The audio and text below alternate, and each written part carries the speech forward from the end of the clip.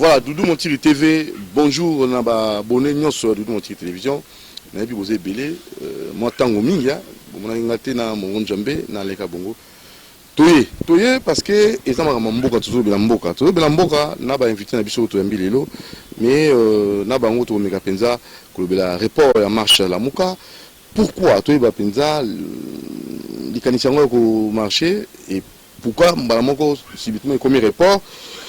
Et Tokobeta CTP na actualité mususu lié toujours na mboka na biso mais to fana ningi na mamba marche et na combat ya Martin Fayulu. Est-ce que c'est pour quel aboutissement en fait azan ko tala benani il se bat pour quelle raison hein pe union sacrée gestion na bango gouvernement ngo ba osa musala toté parce que tu as mis de côté bandiko na biso ya union sacrée monsieur Pierre Modeste Chichi Modeste Chichi, on a fait Simbote Mingi Modeste Chichi. Santé d'aller bien. Oui, tu as mis de Gualin, il y a SID, il est parti à Martin Fayulu, Ali secrétaire permanent. Oui, il y a le secrétaire provincial exécutif, il y a Moamba. Mais tout est santé, n'angeza malamoté. Oui, bibi soto ça boye. Moto a colia malamoté. Moto a comme la maille malamoté. Azan expérience à vie moko et aller mokuse ou akola la malamoté. Ta oleni to kola ndeko nangai Montiri. Ngunyo to na yango. Yo yeba kana tango ya kala tango to wali bana mike boko mona hélicoptère ko le kalikolo. Eko pomper na ta kisi ya pamba. Yo moni ndenge même niveau gestion ya Covid ndeko tshulu baboli biso awa vaccin to tuni AstraZeneca ezawa petit lelo. Tala niveau tozali donc santé comme on a beauté ndeko tango tango ke pana beti bakuna ko inanga na kufi po to ko tamona liwa o ba pesi biso na makasi na ba politiciens ya Congo lelo na bato ba bi pouvoir a peuple na makasi mais le kola mawaneza likona biso nzambe tata yango komona mwa mokebo ye mais en réalité to alina ba maladie ozo ko sidoré kati na biso mais quand même to pesi moti na ba to so bali abonné na Doudou Montiri TV bino obo continuer ko lika pona Congo lobby bonga bino oboko lika po lobby Congo elongo na boku ya ba oba bangi bongo bato ba ko botola biso bokonzi na biso pe pouvoir na biso pe bon kita biso na makasi tanzela ba pouvoir na bandela bandiko chilombo et autres bo continuer ko lika kaka ke Congo ko bonga lobby na nzela ya mona mboka Martin Fayulu Madidi mais sinon pour na biso to bika ke ingeta pour na biso to bika ke Congo lobby c'est le meilleur. Congo c'est le meilleur report ya marche. Pourquoi bobangi ba pekisi bino toni ni penza. Ndeko Doudou oyo tomoni lobby na hôtel de ville to lobby Congo et comme pétrolière. Est-ce que réellement délégation a agressé? Ndeko Doudou Montiri ba téléphone et panzani biso. To koti na hôtel de ville ndeko nani ngobila bengi biso to kende poto solo la pona makamotali ba modalité pratique pona marche na biso. To komi na hôtel de ville na biso ndeko Doudou IDPS déployé. Ce n'est plus la police, maintenant c'est l'IDPS. Ce n'est plus l'État congolais. Donc, il y a qui explique que Congo, nous n'avons plus un État. Comment ça? Ndeko Doudou, comment bato bakoki koya to betela bino sete na milice à Kingabwa ti lelo bolo beka ngote téléphone ngo bébité la téléphone téléphone na émission na yena ba téléphone bébité lobby to changer ba téléphone lobby j'ai des images soko lingi na kopeso yango parce que c'est balancé bande koya IDPS baye na hôtel de ville côté musuté la police présente to tele mokie to solala tanda ke ne Congo bila benga to kota ndeko Doudou les gens nous ont envahis ba ko tsabisu maboko na mosapi ba bengi muza ko tebino ne wana ngai ba ko tsabisu maboko ba tsabisu nini ba jui muza ndeko na ngai muza otukambaka nazo kamba cham Clément muza ba sopeli mai lobi pe moje na kasi ndeko na ngai ba sopeli muza mai ba lobi yolo kolo finga ka Tshisekedi te sufira ndeko Tshisekedi président Tshisekedi ko mona to ko lakisa yo yoko disparaître na mboko moto akola ka moto liwa na miso la police mais ceux qui ont été baillés par le secrétaire général Nabiso, de ce qui le professeur, la matière grise. Téléphone à l'ito, il baille ba bêtier le coffre mais je te dis le konangai. Bon, ça là qui nous dit tout le monde. L'autre côté, biso to kozelande Congo bila. Ayamba biso. Mais bateau ba qui da ko envahir citoyens, baye ko agresser biso. Na biso ki na ko esune na miso ya la police. Babandi ko agresser biso lokola la population. O azoko incarner Lita Martin Fayulu mona ki yango bonga sepelite aye ame ko sepelike na biso ndeko ba bengani lokola banzoi. Un plan très bien préparé. Tu crois? Mais ndeko ngai bato bayaki wana bande kwa IDPS bazalaki bato bazalaki na plan. Baye ki na kabo yeso boju coup de fil débarqué. Baye ko bima ebele moi affrontant mukesa bina bande ko muki bazalaki contre bango wana. Nde la police a kolobakete a poussi bango le arrêté bato ase babozo banosona tolakisi ndeko ngobila a vu le téléphone tolobi non makambo ko so botete ole balongola bango mais ndeko tobimi na note de ville na 20h nandeko ngobila ko tika biso libanda nandeko kasongo bandeko baza déployer toujours tout autour wana. Heureusement, ma pesi biso quelques jeeps, ne bimsaki biso place wana pour tokende. Au lieu ba disperser bandeko. Biso ke mais ma solo otozaki na yango ndeko na ngai Dudu Montiri. To vandi na masolo na ndeko ngobila. To yebis to kenda to totale saye que mokano o akenda na ukozwa. Pona makambo etali kokomisa changu lokola zone neutre.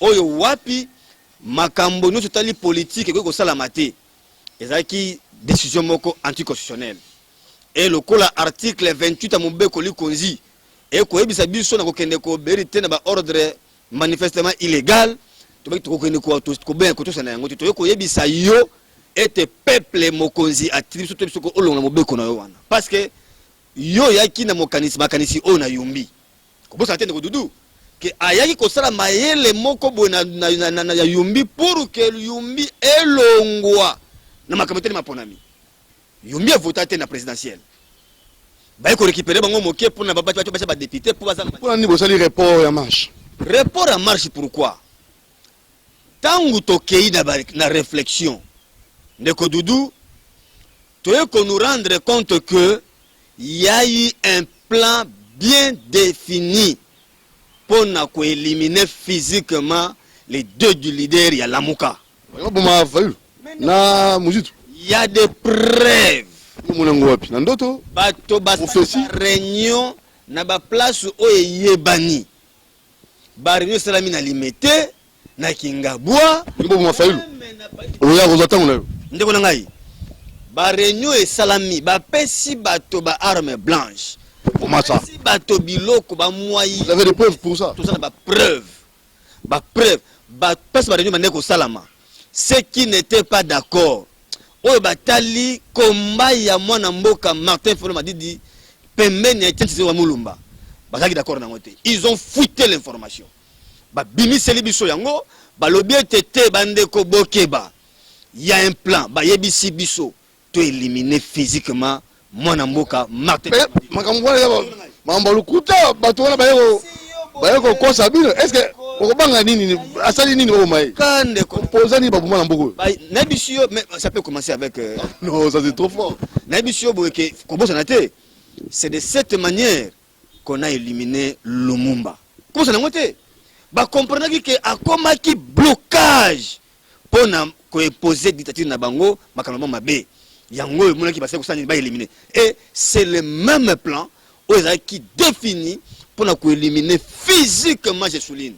Bato mi balé ba ko bunda le pour na ko kanga ko batini to porte étendard ya mbongo. Ba combattant. Ndeko ngai na yebisi yo boye. Les gens sont connus.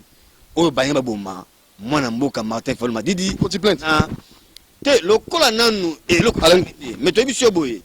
Awa bo reporter match. Marche. Kisu yango te. Oyebi en politique. Bangi. En politique, yo yebi to banga kate. Parmi bato no soza bazawa no yo yebi. Soldat du peuple bangi. Commandant du peuple. Commandant. aza oyo affrontaka makambo. Mais totali pour des raisons ya kopelisana no mboka moto te. Nous aimons le Congo. Pour nous, l'identité que nous avons aujourd'hui, c'est le Congo.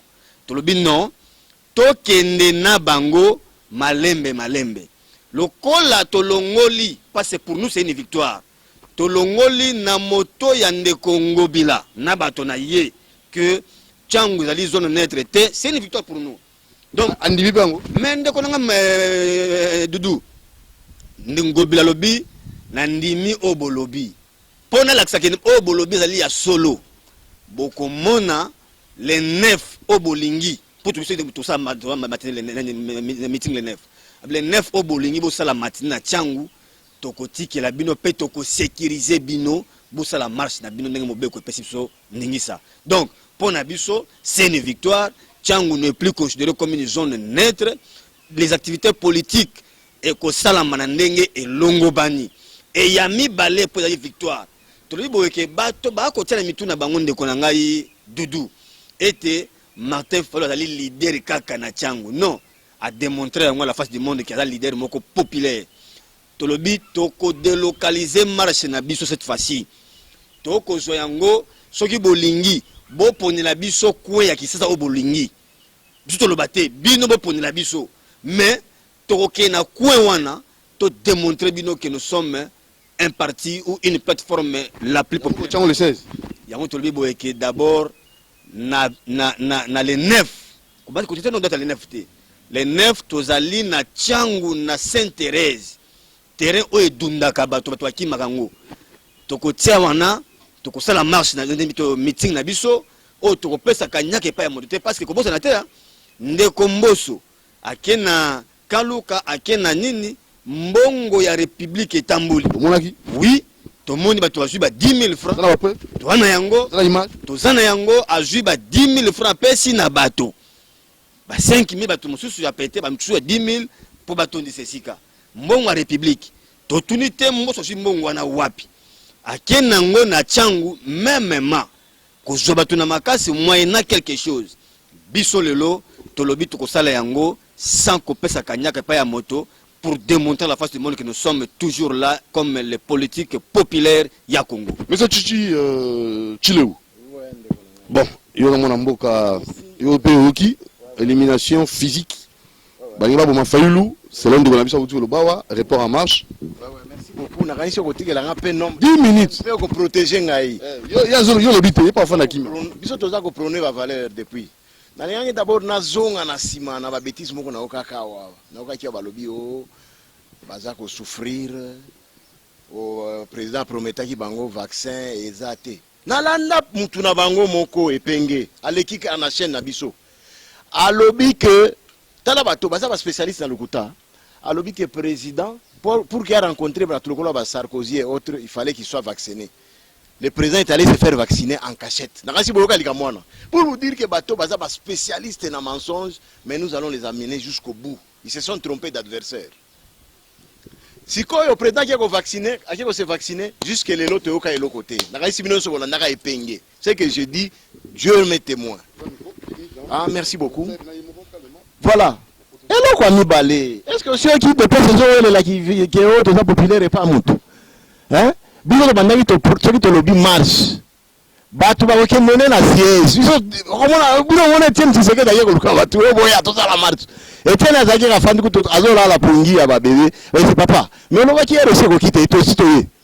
C'est pour vous dire que ce sont des petits esprits oh bazo ko luka popularité concernant ni c'est pour vous dire que c'est une aberration hein ba précipiter bato na bango na média pour faire des mentis qui n'ont pas de fondements solides pour que Baliva Fayulu. Kabila ngom tabomi bato azali awa bato ebele tobomi bango te. Ba criminel politique, ba criminel économique basa na mboka otobomi. Tokende koboma Martin Fayulu. Madidi. Moi ce que j'ai toujours dit par rapport à Martin Fayulu, na Bible baloba j'ai oublié les termes mais les mots là m'échappent. Mais les traîtres finis, salaire il y a traître. Voilà, dans la Bible il dit, le salaire du péché c'est la mort. Mais moi je dis le salaire de Fayulu, c'est la traîtrise. Voilà ce qu'il est en train de payer aujourd'hui. Fayoulou a commencé à trahir depuis 2006. Fayoulou a le Kinakomo et à UN. Mais Fayoulou va payer $40 000 si vous voulez qu'on vous dise des choses. À qui a voté Kimbuta, Alexis Kimbuta. Il y a des faits. En 2011, Fayoulou est passé au nom de Nini a soutien à Tshisekedi. Tshisekedi n'allait pas siéger. Fayoulou a lobby, au moins les gens qui m'ont voté sont allés. Moi, je lui ai déjà posé. Je crois qu'il va s'il suit cet élément, il saura. Il a posé une question à la collège Boboto. Comment on est là, Lélo? Tshisekedi a eu ça qui vient dans l'assemblée. Lélo, comment on est là? Afin d'Akinia. Je crois qu'il va se souvenir de ce que j'ai dit. Mais c'est toi qui me Fayoulou pour gagner quoi? Ils se sont trompés d'adversaire. Admettons, pour vous dire que Bango, ils ont réussi une chose. D'abord, système avec la table rase. C'était ça. Donc, leur problème, c'était quoi? Tout ce que Félix fait, n'est rien reconnaître, n'est rien accepter. Mais après, il y a la confusion, ils oublient, aujourd'hui, à son temps, dans le Bossani, s'arranger quand il y a un lien naturel dans Bango. Il y a un lien naturel dans Bango, il y a Kabila dans Batunaye. Bona na émission yo soko ka te muta Fayoulou a s'attaquer na Kabila to na Batunaye. Bato bati baboni mboka o batiki mboka na défaut. Belema boka ka banungu mwa ke Fayoulou na muzito bakende okuta na Kabila. Ba chetembe. Mais qu'est-ce qui prouve nani marche la muka el Tengama el Kufwa el Baluka parce que bango basi bakufi. Tengama Bika Bukana Kufa, Siko Balali. Qu'est-ce qui justifie présence ya PPRD na FCC na ba marche na bango? Tolobaka na bino. Ba difiga wa lekina ba media ba kosi oh balingi ba corrompre ba député na banini. Fayoulou azu jeep. Betu na ye. Muzitu azu jeep. Nani oyo mutu alataka ba blouson na nani honorable nani? Na bosani ko mona ye mutu Fayoulou ana. Ndombasi azu jeep. Y compris Némi. Siko ba corrompre bangoto. Voilà quand on dit le coup est un ascenseur, vérité est commis. C'est pour vous dire que ces gens se sont spécialisés dans la télévision pour raconter des mensonges comme ils l'ont toujours fait. Je peux vous énumérer un certain nombre de choses. Fayoulou, c'est l'homme le plus géré dans ce pays. Tant le président de la République a l'équipe, alors oui, je ferai parler et je ferai parler du Congo partout où je serai de l'Afrique. Maintenant que Fayoulou, c'est l'homme le plus heureux de ce pays. Tant que Tata Mokonzi a Moka a eu pouvoir, à l'objet, je ferai que tous les Congolais retournent dans leur pays. Leur leader a Koloba, tant que Bazongi na poto, na Sainte-Thérèse à l'objet, je demande à mon frère Félix Tshisekedi de se séparer de Kabila. Nakanisi boyebi eloko na Bazongi la yango. Oh, Moïse n'aura pas le passeport, Moïse a eu passeport, Moïse a zonga. Oh, Batouyo soit prisonnier, bon, je ne peux pas entrer dans les détails. Kapen va lui prisonnier politique personnel à Joseph Kabila. Kapen dans le prison. Bapande au commissaire, oh, Kabila tika 1 milliard na banque centrale. Biso le l'autre, on a 3 milliards. Hein? 3 milliards. Tout ça, na 18 ans, Kabila tika 1 milliard. C'est comme ça, tout ça, on a combien? C'est pour vous dire que ce que je peux demander à mon frère Fayoulou, Atikaba farce dit. Les gens sont fatigués d'aventure. Koko Sakabatulelo, Koko Sabatulobi, Koko Sabatulelo. Makamwa marche bazolo ba reporter. Papa, Bolobi marche bo reporter na Kinshasa là où yo moko Fayoulou fandaka. Na muzito. Na lisanga banganga. Soki bonganga, soki banganga. Et si là les marches peuvent se faire ailleurs, peuvent s'effectuer ailleurs. Mais ça c'est quelle aberration? Vous-même les leaders, vous êtes ici, Bolobi vous reporter marche. Est-ce que vous pouvez donner la raison? C'est pour vous dire que ce sont des farceurs. Il y a un peu de Ngobila. Ngobila tika bajoyo bazana base mon côté. Ils se sont trompés d'adversaire. Les lots basongela bali na bango naturel. Soko tali. C'est ce que je suis en train de dire. Qu'est-ce qui justifie présence ya bato Kabila na marche ya Fayoulou? Biso to ebisaka bino. Muzito ebisaka biso tanwa kendari pa Kabila mais depuis alobaka kalongwa na lobité hein. Depuis à Longwana, on a vu ça que n'a pas Kabila. Hein? Et puis, question qu'on va poser qui est très aberrant. Nous dit tout, on a proposition. C'est comme si lui, c'est un génie. Mouzito a travaillé ici. D'ailleurs, je voulais relever quelque chose. Mouzito doit être interpellé la mort de Chebea. Parce que lorsqu'on a tué Chebea, Mouzito était Premier ministre. Il doit nous donner des explications. On a tué Chebeya, bah interpellé Batouyoso, Mouzito doit répondre, parce qu'il était premier ministre, chef du gouvernement à l'époque, quand on a tué Chebeya. Alors, il ne faut pas... par rapport à Bavanturiyo, hein, Batika Bafas. Le monde entier, je dormais vers 5 heures. Hein. Oh, la Mouka El Tengama, Baluka, Lala, Koufwa. Toi, quel était ton Fayoulou? Mais c'est en sérieux? Pourquoi est-ce qu'on peut donner de l'importance à un petit esprit comme Fayoulou? Hein? C'est un petit esprit, ça s'est dit. Je ne dis pas que c'est un petit, je dis c'est un petit esprit. Donc en lui, en Fayoulou, c'est un petit esprit. Si tu te perds. Puis surtout Fayoulou par rapport à quoi? Batongo Babomi Batou, Nani Mouzito, Premier ministre, Babomi Chebeya, le grand homme, défenseur des droits humains. Est-ce que ceux qui non, non, mais il va les répondre. C'est quoi ton par rapport à quoi? D'ailleurs, le régime n'a vu ça depuis Tobominan. Bango, un de leurs alliés, Mouzito, en tout cas dans la mort de CBA, il faut ça là-bas compte. Hein? Ils ont le sang congolais, ces gens. Ils ont le sang des Congolais. Ouais. Hein? Alors il faut qu'on soit un peu sérieux, du n'importe quoi, dépêcher les médias pour venir mentir au Tolobaki, terrain net, au Boenaboy. Vous voulez vous comparer avec l'IDPS? C'est pour vous dire que vous êtes incapables. Hein? Un truc constitué de petits aventuriers, vous êtes là, on va mettre fin à cette histoire. Vous voyez Tshisekedi. D'ailleurs, même pas Félix, Kabound ou bien Kabouya. Ceux qui vont l'obliger à mobilisation, vous voulez voter les Kinshasa, Bino. Il dépêche Pamba. Beaucoup de Mabino. Avec Kabouya ou Kaboun. Vous voyez, Fayoulou vaut quoi? Fayoulou vaut quoi? Hein? En tout cas, on va récupérer même si ma minute n'a pas quitté. Oh, mais conclusion. Alors, ouais, Jean, en fait, Alain, Combat Martin. Conformité. Ndeko Doudou. Oui, nous sommes là, nous continuons. Et ça n'a pas si. Au Moni. Bato bakwa na jalelo obinde ko no komona yewana obimisie moto ya lamuka ya union sacrée aza moto ye même na idepesa pas ate akenda kana se anzete moko awa na Gombe ayoki biyoka na ibishiyo atuna ye alidepes ileki ye azanani na ibishiyo ke azali moto te. Mais tellement que Bazaba Oyo, Bazana ba combat moko identitaire sur le plan sociologique. A okende wana na sanzete, ayoki kabiosha, ayana ngona na TV na yo, awa abmission biso abato. Il ne maîtrise presque rien de ce lobby. Olandi lolengeni ni abeti monoko abandeli maloba arabaché pour ne rien dire. Fayoulou.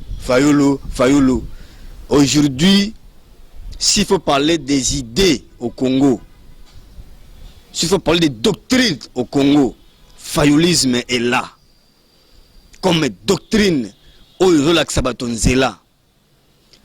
Tala pour un combat, de Konangai Doudou, Akumisia wa IDPS. Mais de Doudou Nabi Sao, parce que les lots, IDPS est là. Bako Kumisia la biso, 3,3 milliards de réserves d'échange. Balobi ki ba commencer 3 ba sali record moko ezali existaté na mokili. Mais quelle est la vie congolais sont menés les lots? Na panier ya ménagère ni échanger.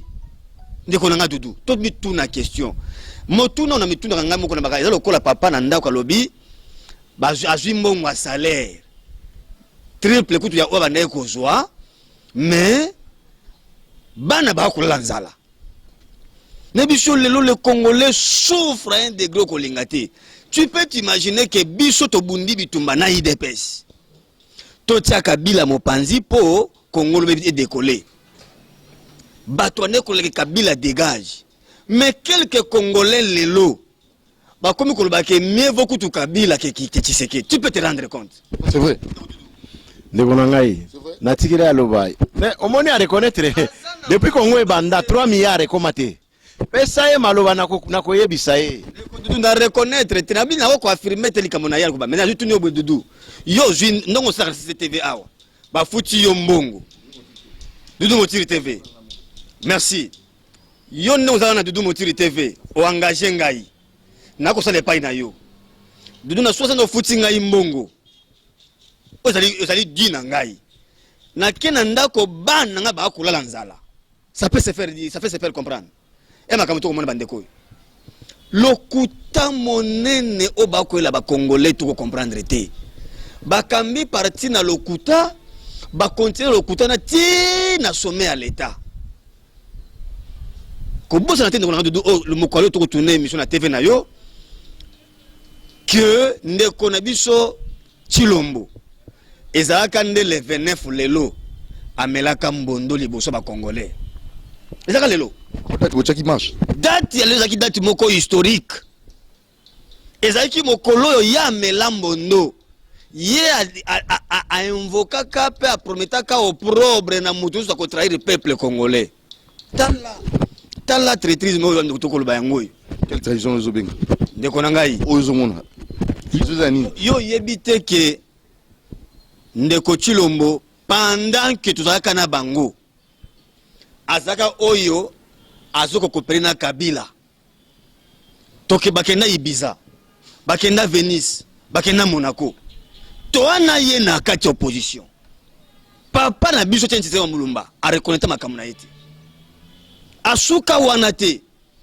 ya koloba awake notre allié c'est Kabila ndeko Dudu yo zali moto ya mokete na kati ya moko pona makamata journalisme nanya leka na baetando eke ya bino alobiete Kabila atali moto akopesa pouvoir atali ko pa on a idée président de Chilombo c'est ndeko Kabuya donc pona biso to yebike pouvoir oyo ndeko Chilombo sana yango ya peuple te eza moto moko akenda atali peuple a voter nani a voter Fayulu azui vote peuple a tie pembeni azui moto ya poni ba soli na ye malamu nde atie place wana eza ngati za ndeko Kabuya mtoloma makambo wana ya mibale ndeko na ngai eza soni moto lokola président Fayulu so ilobi tolobe bala musaka moto mais to bi etente sewa mulumba tutele misiao apona ta 2 personnes na bato so banda ko za pembeni na ye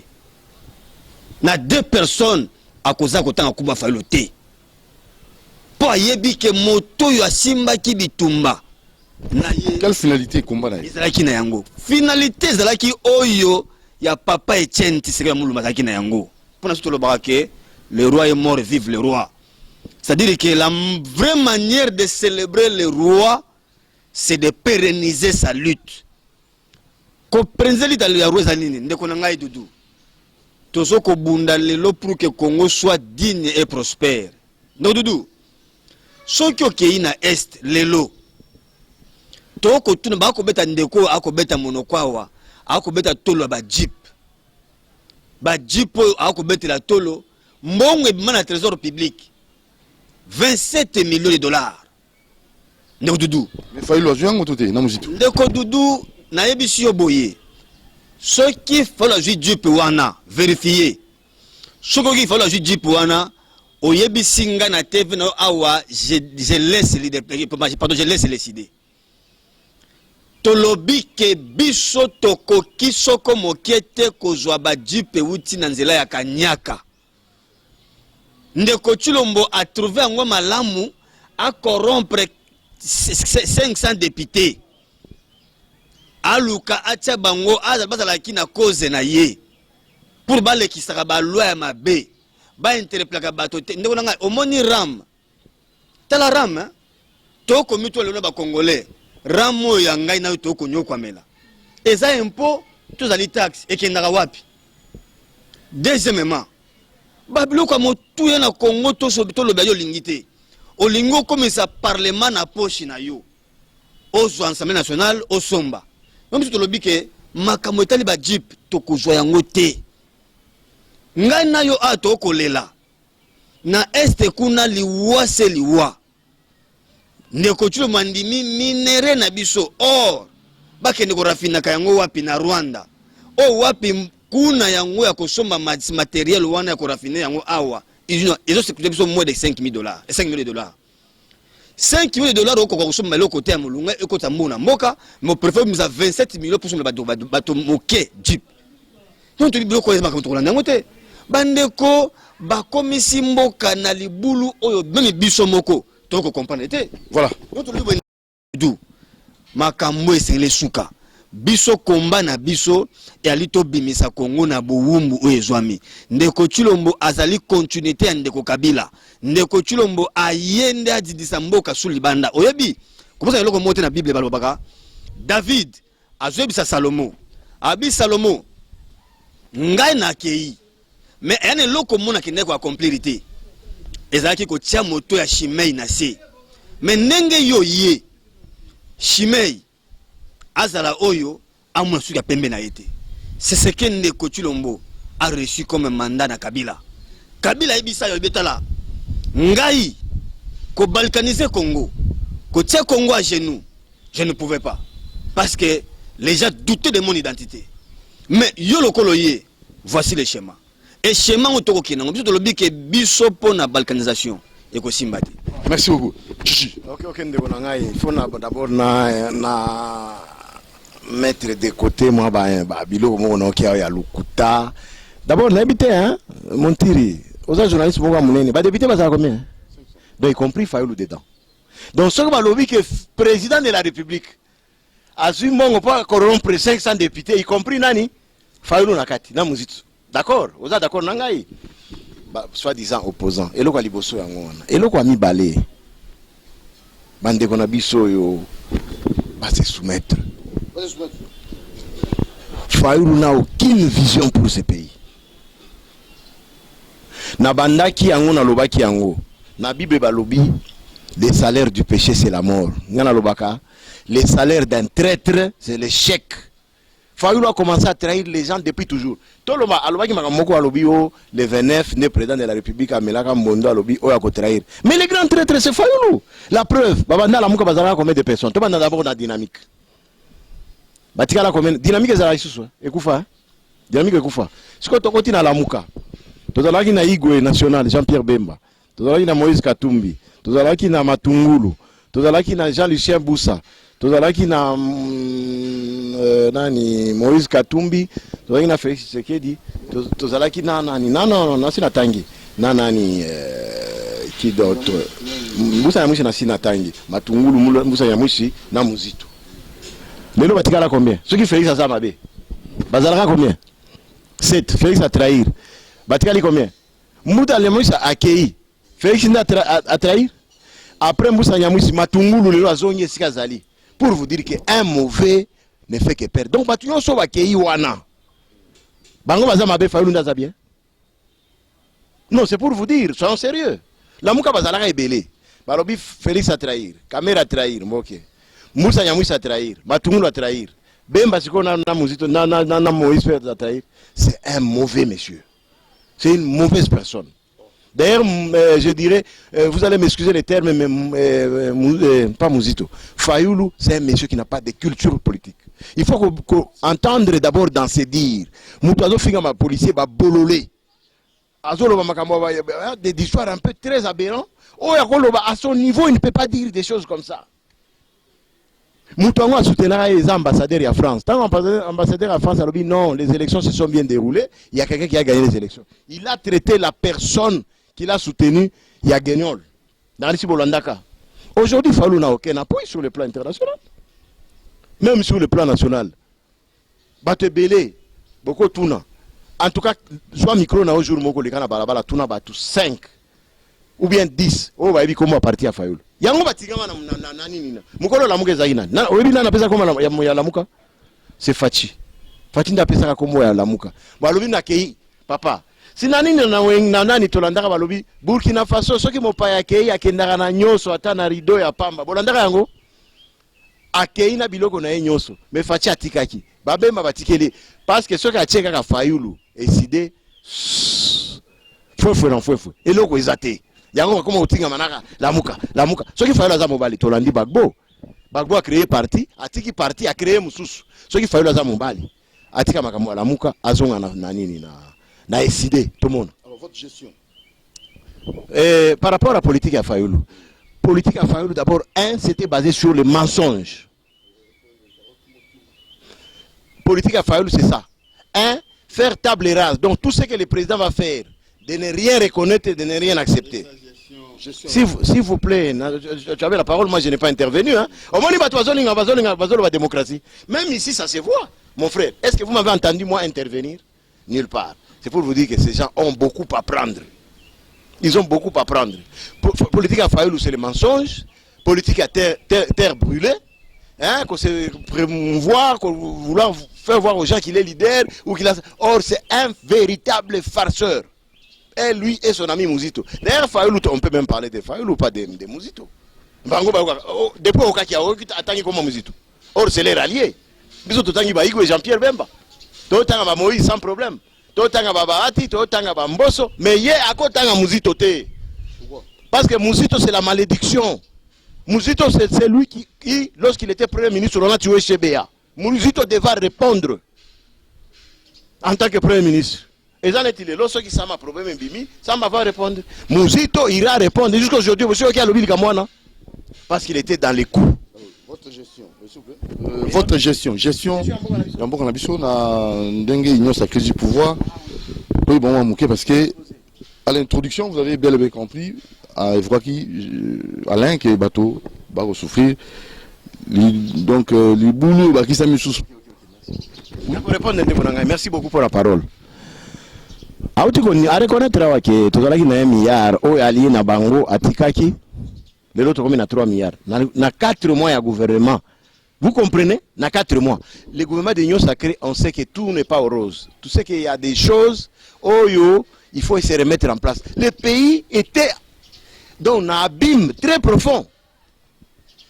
Kabila n'a pas tourné batikaki. Vous vous imaginez Kabila a détruit port Yaonatra pour créer des ports privés. Bozela, il y a eu trop de mafia. Trop de mafia, il y a un chaki ndekonaye kuna na nini na Kalemi, a forma kabanini ba militaire ba ke pa John Numbi, Mouyej afutaka bango, tolongoli Mouyej, tolongoli na leki na ye.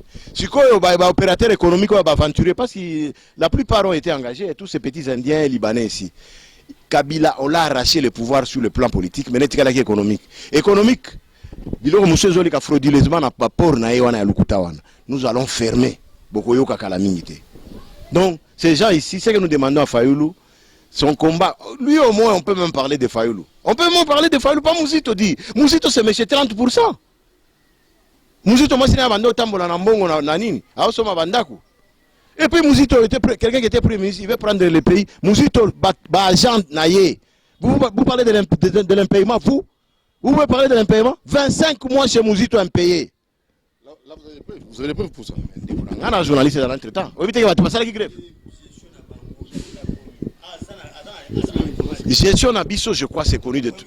Non, s'il vous plaît. S'il vous plaît. On peut sa réponse. Nous nous sommes bien éduqués, bien instruits et bien formés. Donc, nous, on ne peut pas arracher la parole à quelqu'un comme vous le faites. Premier Ali, que nous travaillons. D'ici décembre, vous allez voir. D'ici décembre. Nzala, ezalaki na nani, mutu atienda na mboka oyo ezali na bango. Eza neti ndeko nanga Dudu Montiri. Kobuka ndako kobuka ngo dans un jour, hein. Mais construire, il faut d'abord une fondation. Après la fondation, il faut la fondation solide. Maintenant, vous commencez à ériger des murs et autres. C'est ce qu'on était en train de faire. Soyez calme, on vous promet. Avec Fachi, les gars qui écoutent la télévision jour où on a qui ba insanité mo kalobaki, alobi beaucoup mo tia nani cantine na bakan. Mon cher, quelle aberration un intellectuel comme vous. Ba cantine za na bakante. Vous ne savez pas? Les cantines depuis le temps de Mobutu Dudu Montiri na kasi bo éviter que bato ando que nous sommes na biloko na bakan na cantine ya militaire na ba police. À l'époque, c'était des gendarmes. Vous ne savez pas ça? Mais je l'ai entendu lui et ça j'avais mal au cœur. Naokamutu, un intellectuel de ce niveau, que Fayoulou et Mouzito ont abruti. Mais on peut le mettre où? C'est là où les policiers doivent, comment dire, ils vont avoir la facilité de pouvoir consommer biloko na bango, ration, ainsi de suite, à des villes prix. Ce n'est pas comme ça, c'est fait. Vous avez suivi le général Kassongo, Moutoua Kabila Yakala. Alobi que Tobani na 0 tonnes, les autres en a 5000 tonnes. Mon frère, soyez quand même reconnaissant pourquoi vous êtes si méchant avec une politique. Nous vous promettons, gardez les archives et les images d'aujourd'hui. Les autres, Tobani, presque mois d'octobre, d'ici décembre. D'ici décembre. Ndeko Mutiri, muna esa kio na lobi ke akopeso e réponse moko ya malonga te. Ndeko na bisio a même pas parlementaire debout. Alinga commandé parlementaire debout. Il est pas sur un Naza vice-président ya cellule ya Gombe. Yoka nifa zaleli. Vice-président ya cellule ya Gombe. Donc nenga zawana makelo akoti te ozano vice-président te. Ngana yebio. Okendaka otelemi okoyoka bana wana bana ba moto bana nini ba peso matière na rana yo bano bana matière moko te ba ko pe matière ti ba tondisi yo na ba rési yango zo bimisawa tala première rési ndeko na ngai alobi lamuka etika ba tuboni donc au moni ke moto azana histoire ta ya Congo te yebisanga dudu. L'idée peut commencer avec combien de leaders? On parlait de 13 parlementaires. D'ailleurs, parmi les 13, tout le monde a brillé makasi. Nakati na bango, papa est intisé dans azagi na noté. So je montre le professeur Liao. Papa est intisé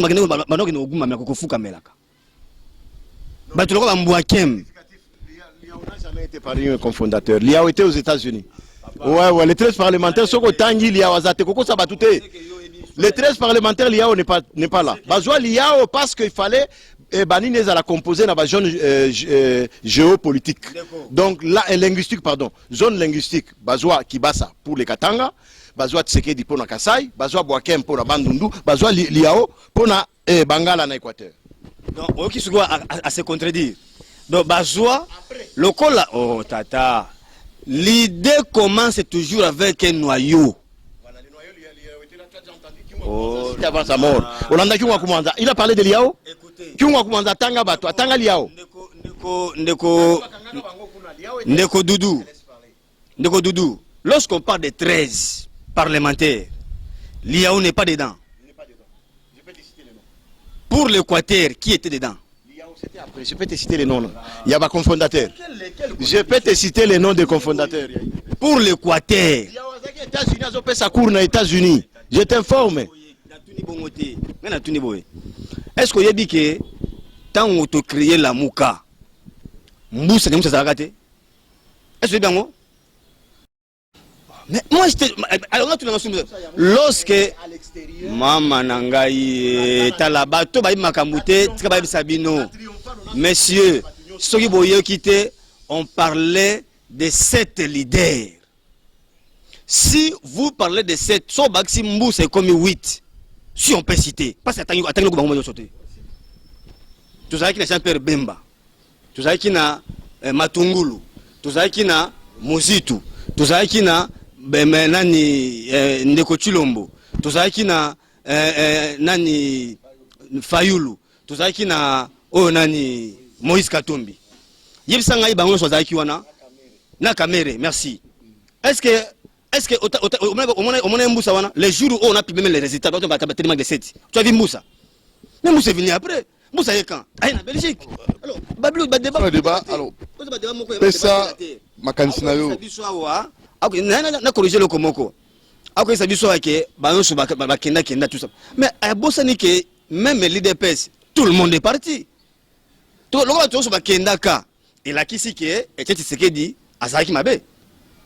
Quelle la réflexion à bateau? C'est pour dire quoi? Bateau za kana constance ya lit.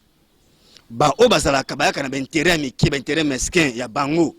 Ba kitaka groupe pona kuluka neni bakini kuluka ko lia na manjoire mais o batika na constance batia ko pérenniser l'Ituana. Et en tout comment l'histoire se répète. O ça magina IDPS avec les 13. Yango salamipe na Lamuka. Bible le bien qu'il n'y a rien de nouveau sur le soleil. Mais moi je ne suis pas dans ces histoires que vous me parlez. C'est un leader à Congo, je suis en Italien. makambo ya koloba misusu wa ndeko na ngai pour makambo tali ba cantine populaire ndeko dudu yebisanga nanu penza oyo batieli biso na za cantine populaire nde yango wana cantine populaire yo yebaki na tanga autant na tanga mobutu awa c'est ça qu'on appelle les cantines populaires. C'est pas les cantines populaires, c'était les cantines Natuni Boye Natuni Boye Natuni Boye Natuni Boye. La cantine populaire c'est musée. Dans le temps de Mobutu c'était des cantines au camp des militaires. Wana oyo ya benyango eza cantine na emprunté concept na ye. Eza cantine militaire. Oyo na che wana. Cantine militaire ya kolobela. Les civils babane ko kotela kata kan ko somba biloko et non les militaires. Militaire ba pesa ke biloko ya pamba. Ba peka biloko ya pamba peut-être mais ba peka biloko ba kata ba bindi ba kata kaye na soldo ba peka na suka. Ba peka biloko ya ofele. Mais il sanga le o kotela mo militaire ke ko somba fufu. Yo yango no zo ko benga ko tili bango cantine militaire. Ah, na prix mo moké, na prix moké. Ata na prix ya moké militaire somba ka biloko te. Pour finir tout na suka. Ndeko dudu. Poto comme na suka na ebisa yo boye. Bande ko to do tire bango Congo. Ezale katombe. Congo ozo mona bande ko ozo komona bande ko na biso ba titi les gelou. Yoko no ba komona bango. Chile gelou. Pourquoi Chile gelou ozo komona ba eli biso na biso ba eli biso ka biso tende ko. Ba eli biso ba banzela bato na biso awa. Mais malembe na pe na so pona peso komona wana te. Ali chile gelou. Ba eli biso ba lakisa biso ndakisa ya banzela. Nzela ni yo moni ndeko chilo mbude ya sali o asuze exemple awa. Eza wapi? Ba chile gelou. Deuxième chose. Ndeko na ngai. Malembe tia ochama kele zo solo zo mama kama lukuta te jeune sali nini? Oh ndeko tia lukuta ko de tika kama lukuta na lukuta distre bato awa. Olingo distre ba pepe ko bazo na biso. Ya mi balende ko na ngai. Yo mona wapi dudu ndongo uti obimi mosala mona ozonga na mona isu azanzala obizela na fin du mois. Telle réponse à personne, une réponse irresponsable. Alobi ndeko dudu otunye pour la gestion, alobi boze la biso na décembre. Dudu, ose la décembre. Ndeko dudu, ose Obanini. Nalobaki allons d'ici décembre, pas les jours. Sont en train de s'harmoniser. Et le Congo s'harmoniser atangelo yangwa. Na otali gestion ya mboka. Il y a ce qu'on appelle des IOV. Oyebi makambo wana te ndeko tika ka biosha. Il y a ce qu'on appelle des IOV. Il a ici indice objectivement vérifiable. Pour na mona ke dudu aza ko évoluer. Il faut na mona bilembo moko boye oyo ezali ozo démontrer nga ke non ndeko azo ko évoluer. Yebisanga ngo thermomètre oto na ngona minute ya bango ezanini. Pour finir, c'est pour dire quoi ndeko nanga. Pona bango ezali ke oui, IGF. comme Muzitu Ayiba. Je vais te koyiba. Comme Kabila Boma. Je te kobo. Et pona bango référence oya bango modèle na bango za bato asala mabe. C'est ça qu'on a vécu. Donc, c'est pour vous dire que on ne peut pas espérer na ba irresponsable ko la batata oyo. Des gens qui sont venus apprendre au sommet de l'État. Bateau baye sans expérience, ils n'ont même pas géré leur boutique. Est-ce que tu peux te rendre compte que yo moto oyo o a censé aux grande responsabilité na mboka. Tu es même incapable de gérer même foyer na yo. Même foyer na yo. Ozo comprendre que nabi tumba na foyer o ezangi mutuna makolo. Bo misango na place publique. Le loyo boyo oyo ko sabiso que nous gérer Congo. Congo oyo zo mona tozo ko continuer ko kende ko souffrir alobia kende ko kabine ko tulo mabako il parlera de Congo partout. Mais ndeko ngai rapport mapping eza wapi? Hein? Rapport mapping eza wapi? Rapport mapping. Le lobo Congo la ko kufu ali sous lokola siège. Siège le ba biscade, bato ba kufi. Mais c'est grave. Plus de 800 morts ndeko ngai na état de siège. Yo na biso boye que l'irresponsabilité amène le pays au chaos. Kao wana ngoza kukumisa peuple ko paupériser peuple pour permettre makambo ke malamu te. On te le boye. 2023 bande ko eseli bazala oyo la musika ya kokama mboka parce que bako keloko moko te. Pona biso Martin Fayulu Madidi bande ko bakolanda na TV na yo ba continuer ko faire confiance et pas inaye parce que il a réellement une vision de pouvoir transformer ce pays pour tout comme digne et prospère. Ok, merci beaucoup Ndeko pour vous dire que nous sommes très sérieux depuis Tobanda. Namboko yo Olandaki alien bango José Makila. A lobby que na Congo bikolo solo nyo eba mongo efo bela. Donc on va sentir que IGF ba bisa ki histoire au tribalisme. Heureusement IGF aza ndeko na bango mutu abandundu. Wana makele les athées. Non, s'il vous plaît, nakolo ba papa ko katanga maloba te. Biso na régime na biso to kangika to kanga ba mibi to banina no na ba criminel te la preuve Muzito est encore libre. Parce que Muzito devra répondre en tant que premier ministre na Moria CBA. On va arriver là-bas. Muzito ne nous a rien dit jusqu'aujourd'hui. La preuve Fayulu est libre.